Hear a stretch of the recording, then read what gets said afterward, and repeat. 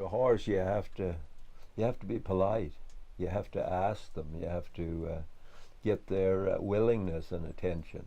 And with a tractor, you don't have to do that. My name is Vince McIntyre. I'm 67 years old.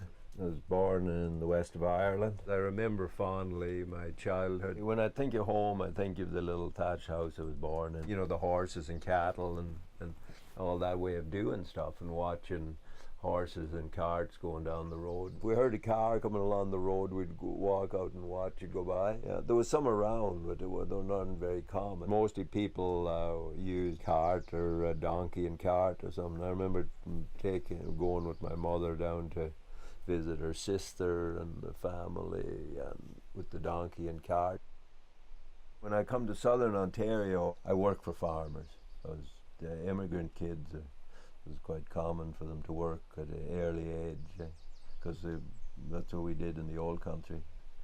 I got to dislike farming in the process of the things I had to do. One of them was driving a tractor, because my first experience when I come to Canada was I got to be the tractor driver. And it was a traumatic experience, because the owner of the farm told me, looked at me and figured I was a little bit too light to pitch bales, so he says, well, you can drive the tractor. And I went to another farm that was more industrialized, and I did a lot of tractor driving. I found it quite lonely and boring. I felt like a drifter, a traveler. I traveled a lot around BC, and just seeing what was happening. When I hit my mid-40s, I decided, this work that I'm doing is totally meaningless, and that's when I decided to farm.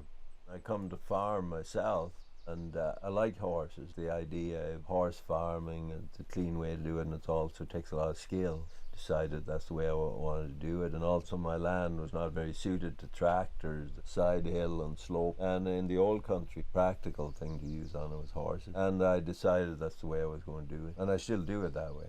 It felt like overwhelming. I wondered if I could do it or not. And then my horses are untrained, and the only experience I've had with horses up to that was my childhood. My father, he was a horseman, helped me when I was like 10 years old, learned to drive horses.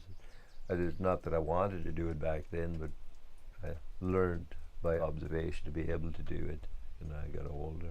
I'm less extreme now. Like, I've come around to more technological stuff, but then I wasn't. This is the way I wanted to do it, and so I had horses to train and harnesses to figure out and machinery to fix and so on. So it was pretty overwhelming. For a person to learn horses out of a book is pretty difficult. A lot of people, I find, that with their first introduction to horse, they treat it like a machine. When you say whoa, it doesn't mean you have a handbrake or emergency brake on. You have to pay way more attention. You can't just drift off. It's quite a lot of focus to make it work well, and not everybody can do it. And I'm not saying that I'm a very skilled horse person. I know people that are much better at it than me, but I make it work. You have to be careful of not getting upset and angry and all this. It's self-discipline, It's a discipline. It's actually maybe like somebody doing the yoga or something like that, because you really takes you out of yourself, makes you focus on, and you have to be like that to make it like horse. I just like the animal way, draft animal, as opposed to using a machine to do it. Whenever I can, I'll use the horses to do stuff. Yeah. I do this tractor work and balers and haying machinery regretfully. There's all kinds of information there of how to do the haying, mostly with horses, with big sweep rakes. It takes skill to do it, but it's quite doable and quite fast. They put up hundreds of acres of hay like that with a few teams, 2 or 3 teams of horses.